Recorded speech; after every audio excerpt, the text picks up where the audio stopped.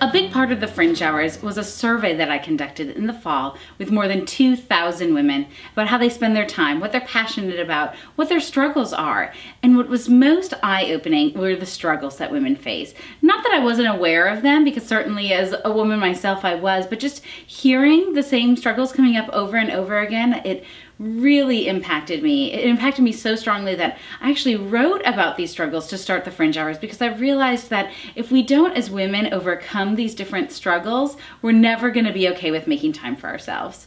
One of the struggles that came forth again and again that I've really dealt with a lot myself is guilt. And how often we as women feel guilty, and because we feel guilty, we don't make time for ourselves. We feel that if we make time for going out with friends, that we should be being with our kids, and so we feel guilty about that. Or if we go and buy cookies at the store instead of making cookies from scratch for a school bake sale, we'll feel guilty about that. And so guilt was a big one. For me, a story that really came to mind was a friend of mine was expecting, and another mutual friend came to me and said, "Hey, do you want to throw a baby shower?"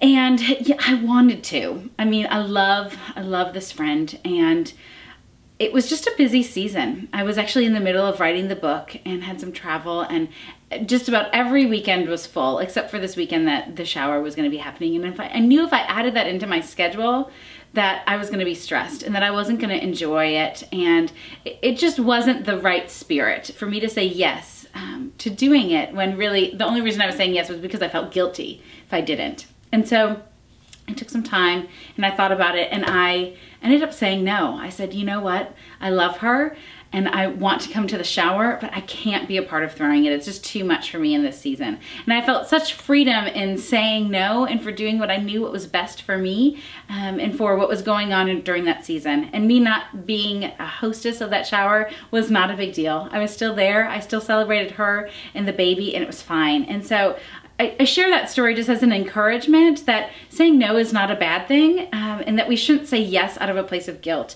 That when we say yes out of guilt over and over and over, all that happens is that our schedule gets full, we get overwhelmed, we get burdened, and we're not taking care of ourselves. We're not making that time that we need to have margin in our days to really be practicing self-care and making time for our passions. So just something to think about. Guilt is something that we all face, but you don't have to say yes to everything. You don't have to feel so burdened by guilt that you're making decisions out of guilt instead of making decisions from what you and your family really need.